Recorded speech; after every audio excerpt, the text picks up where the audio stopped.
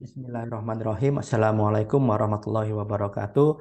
Alhamdulillah. Mari kita lanjutkan lagi materi kita pada pertemuan kali ini, yaitu masih tentang data, ya. Oke. Sebelumnya kita sudah belajar bagaimana bahayanya jika data kita itu diolah sebagai informasi yang justru malah menjadikan eh, bahaya untuk kita, ya. Nah, jadi di akhir kemarin, perkuliahan kemarin, materi kemarin, ada pertanyaan, bagaimana cara mengamankan data? Nah, sekarang inilah jawabannya, ya, yaitu dengan yang namanya kriptografi, ya.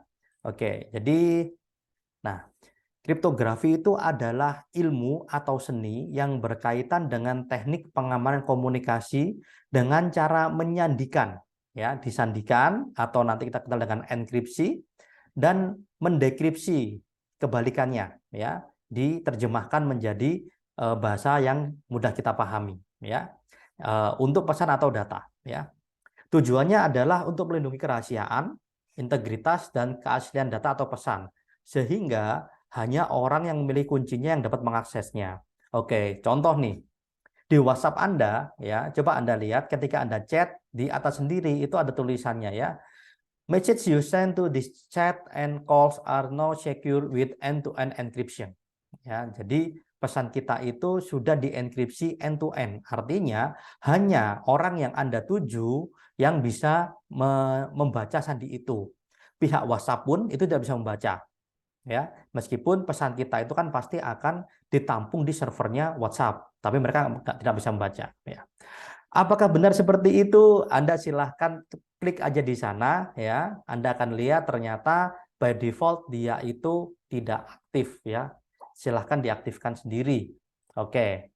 Ya. Nah, kemudian proses untuk merubah data, ya, menjadi sandi atau kode itu disebut dengan enkripsi, ya. Enkripsi. Dan proses untuk mengubah kode menjadi informasi yang mudah dibaca, ya, disebut dengan dekripsi, ya. Oke, jadi secara apa namanya gampangnya, ya, jadi di sini ada gambar, ya, ada enkripsi yang di atas, ya, ada enkripsi, kemudian ada ciphertext, ada deskripsi, dan ada plain text. Oke, jadi begini, enkripsi ini adalah proses untuk merubah plain text, informasi yang mudah kita baca, menjadi ciphertext. Ciphertext itu adalah informasi yang tersandi, ya, tidak bisa dibaca, ya.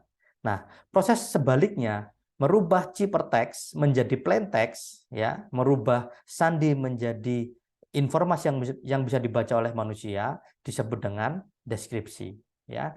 Nah, untuk melakukan enkripsi dan deskripsi itu dibutuhkan key, dibutuhkan kunci, ya. Yang mana jika kuncinya ini tidak cocok, maka datanya tidak bisa dikembalikan lagi, ya.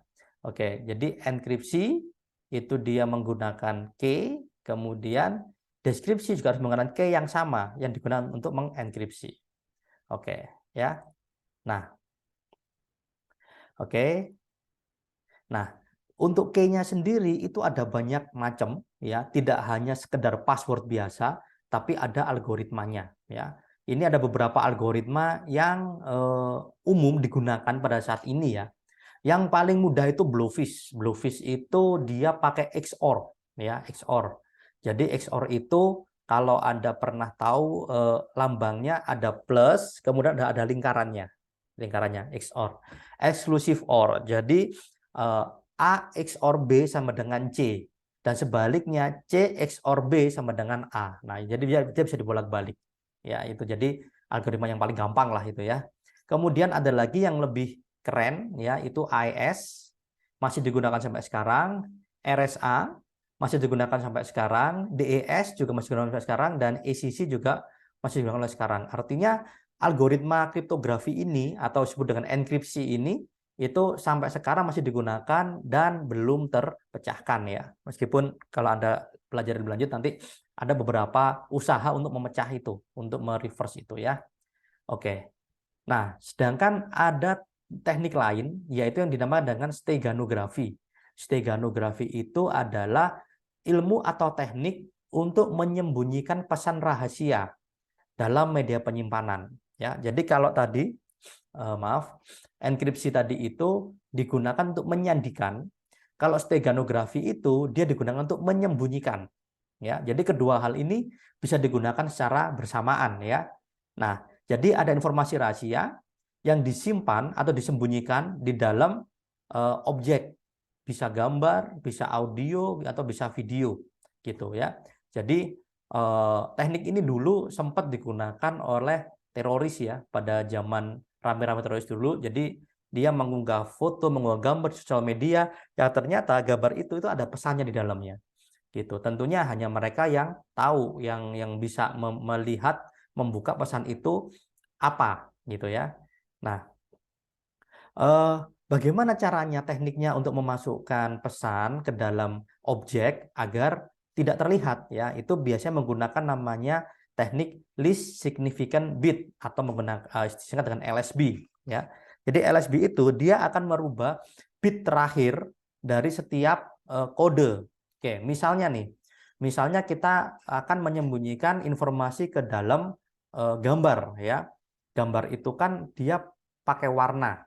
Warna itu direpresentasikan oleh pixel ya. Nah, pixel itu agar dia bisa berwarna merah, berwarna hijau, biru dan lain sebagainya, itu dia memiliki kode ya, memiliki kode ya. Misalnya ini ada kode CC9167. Ini merepresentasikan warna ya. Nah, CC itu kalau kita ubah dia menjadi bit, ini heksadesimal ya bentuknya ya. Kita ubah menjadi biner itu seperti ini, 11001100 ya, itu CC. Nah, teknik LSB itu menyisipkan data di yang paling ujung gitu ya.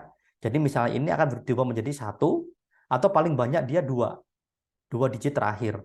Karena semakin ke kiri, namanya MSB, most significant bit, itu kalau dia berubah, maka akan mempengaruhi perubahan dari warna tersebut. Gitu. Jadi kalau kita bermainnya di LSB, itu warnanya secara kasat mata itu tidak berubah sebenarnya. Namun secara data, dia sebenarnya berubah.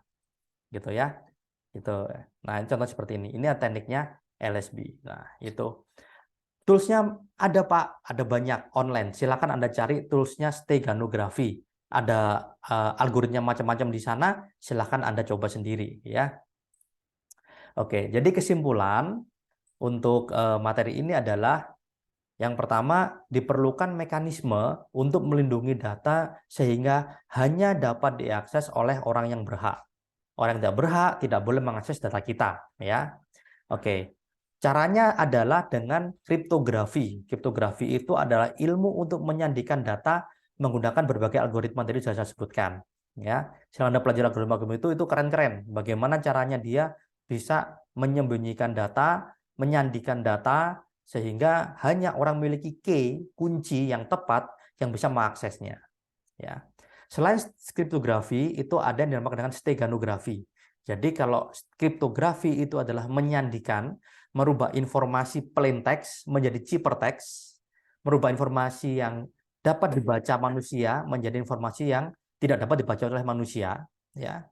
Kalau steganografi itu untuk menyembunyikan informasi itu ke dalam objek lain, misalnya gambar, video, suara, biasanya menggunakan teknik least significant bit, yaitu dengan mengubah bit terakhir dari warna-warna yang ada di sana. Biasanya seperti itu.